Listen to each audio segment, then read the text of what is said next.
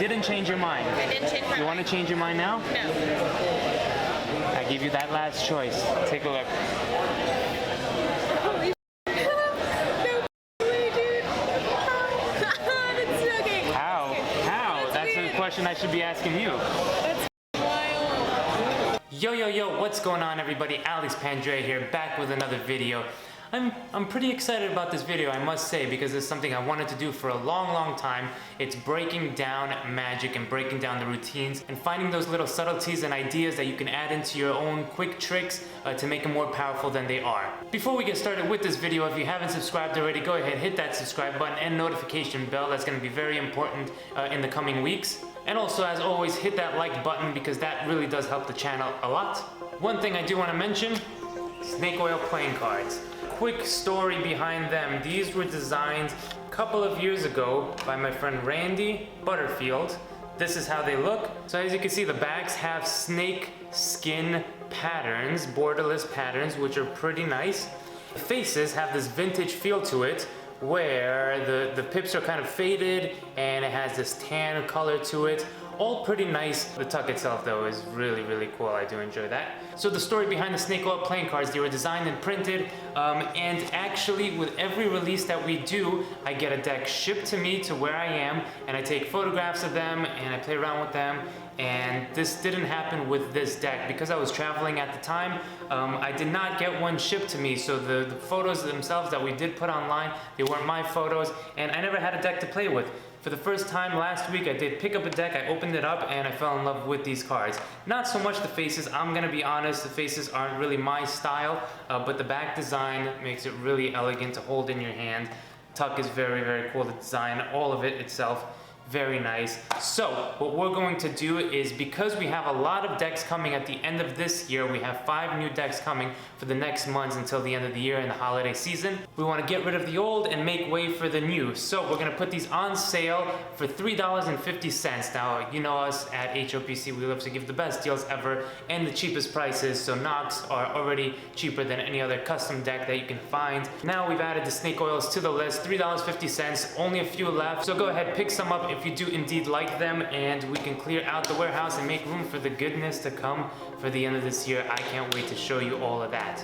Okay, so in this video we are going to break down a routine that I did, a few tricks that I did last week in Texas. We decided to film, and a little backstory behind this. We went to this really cool place in Texas for barbecue, because like that's what you do, I guess, when you're in Texas. So it was me and Bo, and the cool thing was that we found this really cool place. I guess it's a famous place down in Texas where you could get barbecue.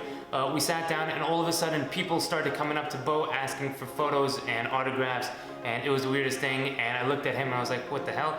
And he said that the owner of the place, because it was his idea to go to this particular place, looks exactly like him. Is that the reason we really wanted to go, Bo? This is a picture of Bo, and this is a picture of the guy that owns the place. So we got friendly with the staff and showed them some magic.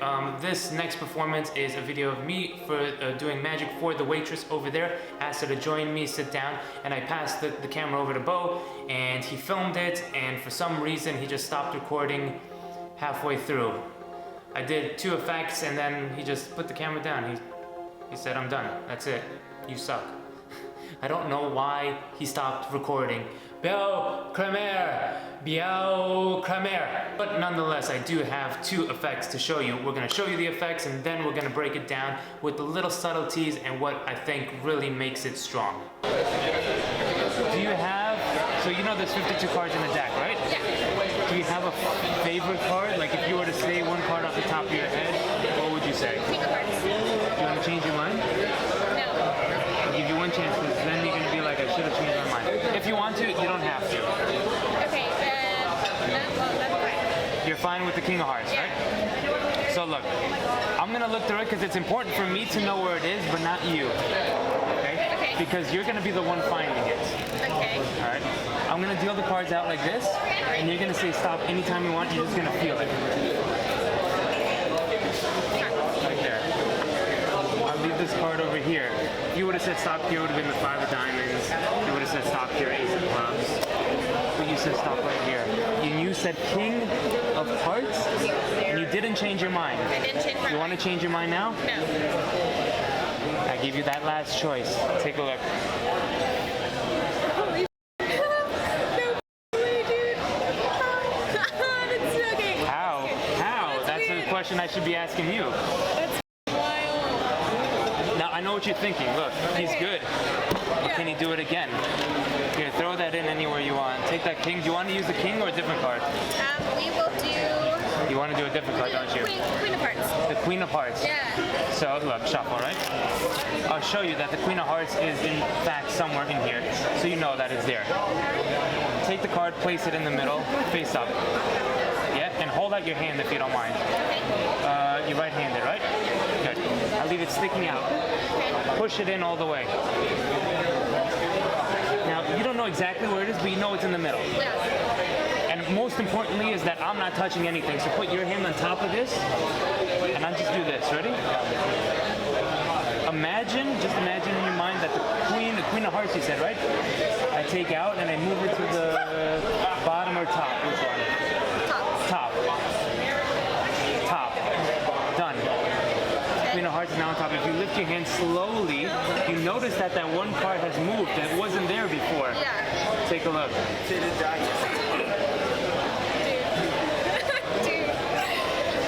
How did you do that? Okay, one last time. I want to go through the performances piece by piece and really talk about sort of the behind the scenes, what I'm thinking, and the subtleties and psychology behind a lot of things that make this more powerful than just a stop trick, or more powerful than just a look, the card jumped up to the top. Do you have, so you know there's 52 cards in the deck, right? Yeah. Do you have a favorite card? Like if you were to say one card off the top of your head, what would you say? Queen of Hearts. Do you want to change your mind? No. Okay, so this first part right here is how I start. I always ask them to name their favorite card, and especially for females, I'm trying to go for the psychological force of a Queen of Hearts. Sometimes they say Ace of Hearts as well, so there is an out for that. But Queen of Hearts I always have in my back pocket, in a wallet, face down, ready to go for if they say Queen of Hearts. So I always start off by saying, if you were to give me a card, your favorite card maybe off the top of your head, one that jumps out to you, what would it be? Okay? So I go for that. Now, she did not say Queen of Hearts, she said King of Hearts, which is perfectly fine. I do ask them to change their mind if they want to. You don't have to. So do you want to change your mind? And if this just gives another little chance for them to go to the Queen of Hearts, then you can really do a miracle out of that. But she didn't. She said King of Hearts, so we just went with it. Also, as you know, if you've seen my material and followed my other videos, I always like to start with this instead of just pick a card, because you want to be different, you want to stand out, and saying to them, what's your favorite card, or name off a card off the top of your head. I think it's much more powerful and much different than anything else they've seen, so you automatically stand out. All right, moving forward. So look, I'm gonna look through it because it's important for me to know where it is, but not you. Okay, good. So I'll pause it right there. The motivation behind that is it's important for me to know where the card is and not you, because you're gonna find it. And I think this is very, very important, because if you don't have like a stacked deck or a memorized deck, usually that's the best way to find a card when they say it, without looking through the deck. But so what's the motivation of looking through the deck? You say, well, oh look, it's important for me to know where it is, but not you. And it kind of makes no sense when you think about it and watching this, because I shuffle anyway, I do a false shuffle anyway to try to get them to be like, well, he just shuffled, he doesn't even know where it is. I cull it and then I put it in the position necessary to do the next effect, but at the same time then I do a false shuffle, so it kind of just defeats the purpose of looking through and finding the card. Sometimes I do the false shuffle, sometimes not. Right. I'm gonna deal the cards out like this, and you're gonna say stop anytime you want, you're just gonna feel it. Okay, so this is the stop trick where I deal, the selected card is fourth from the top at this point. I deal 3 real cards, right? Three cards off the top of the deck for real. As I look down at my hands, and my look is down at the hands like this, right? So everybody looks, and if there were more spectators, you'd see as well. Everybody looks at the hand while I deal. Then after the third one, I take a step back and I say, look, you're gonna say stop anytime you want, you're just gonna feel it, all right?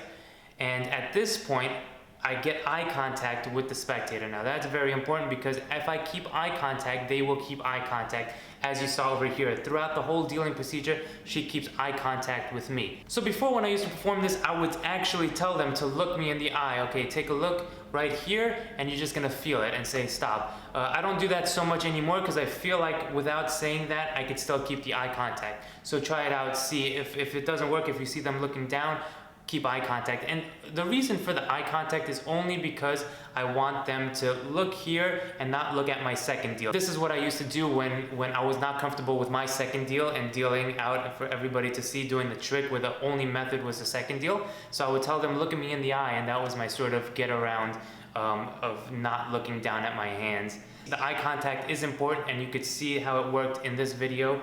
She keeps eye contact, and I do my second deals after the third real deal. Right there. I'll leave this card over here. If you would have said stop here, it would have been the 5 of diamonds. You would have said stop here, ace of clubs. But you said stop right here. So now you notice that right when she said stop, my head looks down, she looks down. I stop on one card, I place it off to the side. Now, as a little subtlety, I turn over the card that I just dealt before it. If you would have said stop here, it would have been this card. If you would have said stop here, it would have been this card, and I show the next card that would have been. Then I take the deck and I throw it on the table to get rid of it so your hands are empty, and that one card is aside from all the other ones. Yeah. Right here. You said king of hearts, and you didn't change your mind. I didn't change my mind. You want to change your mind now? No. I give you that last choice. Take a look. Okay, so this is pretty interesting. A lot of people I know in the comments will be like, well, what if she changed her mind at the end? I always give this option, not all the time, sorry. I give this a lot of the times when I feel confident that she will not change her mind. I've given her a few choices to change her mind beforehand, and I realized that if she doesn't change the first 2 times, she's not gonna change the 3rd time. So you could use that to your advantage to say, when that card is on the table, do you want to change your mind right now? And she says no, and then, you know, even in her head, she's gonna be like, what if I change my mind? But the question is, what if she did change her mind? Comment down below your thoughts on what would you do if she says, yes, I want to change my mind at that point. I think that'd be interesting to hear. Moving on.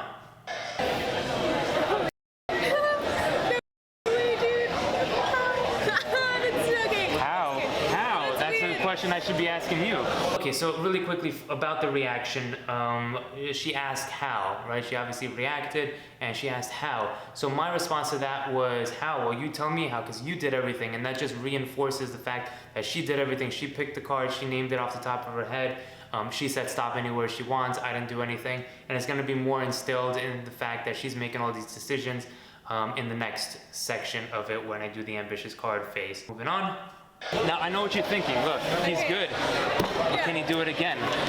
Here, throw that in anywhere you want. Take that king. Do you want to use the king or a different card? We will do... You want to do a different card, don't you? Queen of Hearts. The Queen of Hearts. Yeah. Okay, so this is interesting because I gave her another chance. Do you want to use this card or do you want to use a different card? Now she switched, and what do you know? She switched to the Queen of Hearts. Which was great. Now for this phase, I just do a 1-phase ambitious card routine. I always do 1, 2, 3 max. I don't like to go into the 86 phase 1. I think that might be a little overkill. So she changes to Queen of Hearts, and let's see what I do from here. Look, shuffle, right? I'll show you that the Queen of Hearts is in fact somewhere in here, so you know that it's there. Take the card, place it in the middle, face up.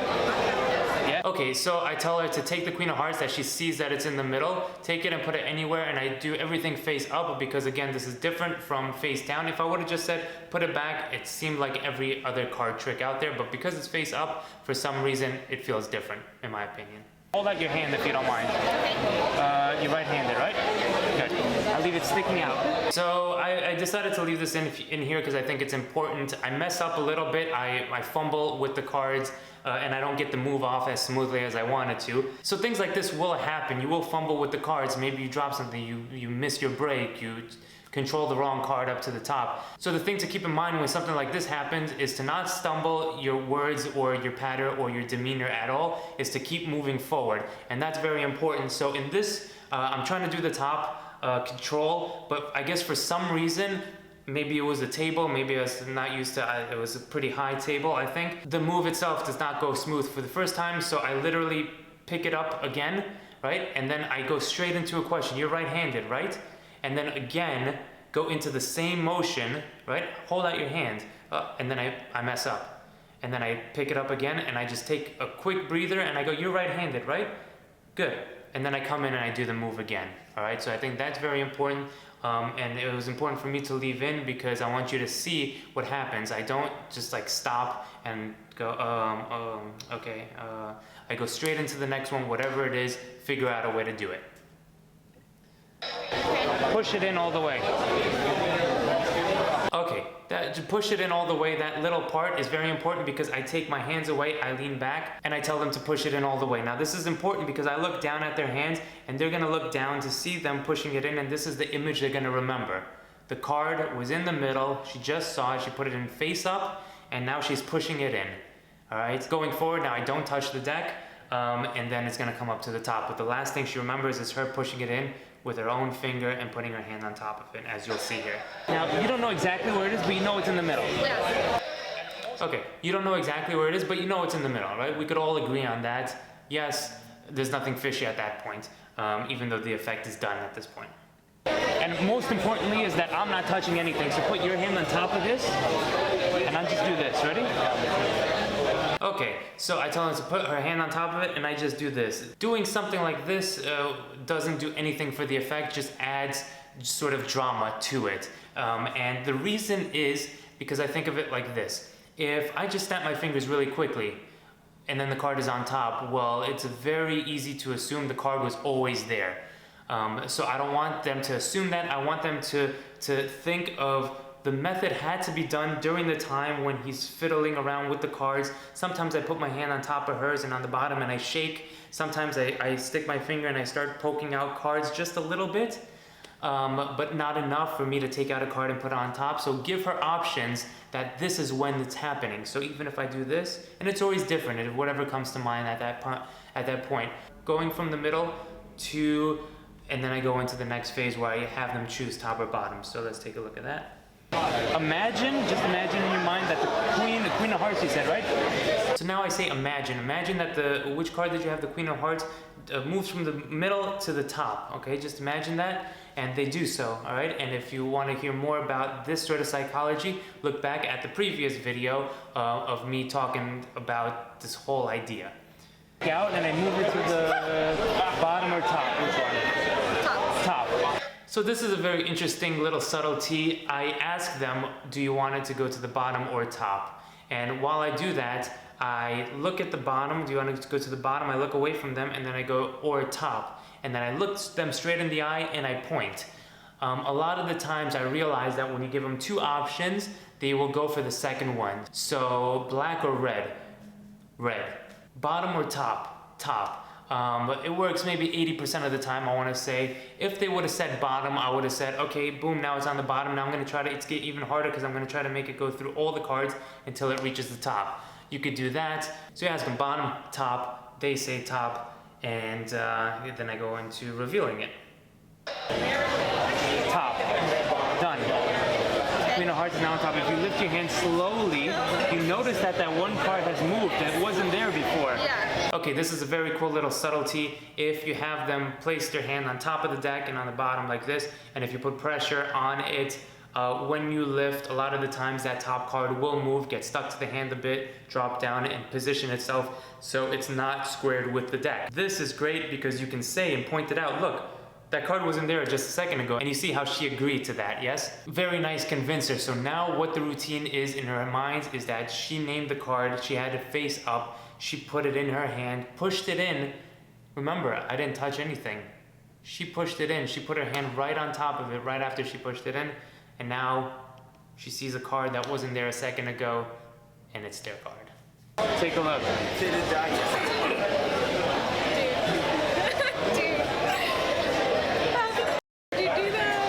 Okay, one last time.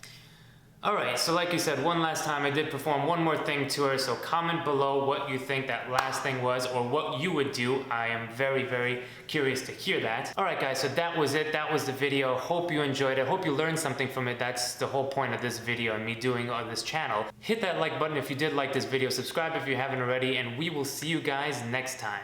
Peace. I ain't a man that you've been looking for. Hearts being darker than a devil's soul. I ain't someone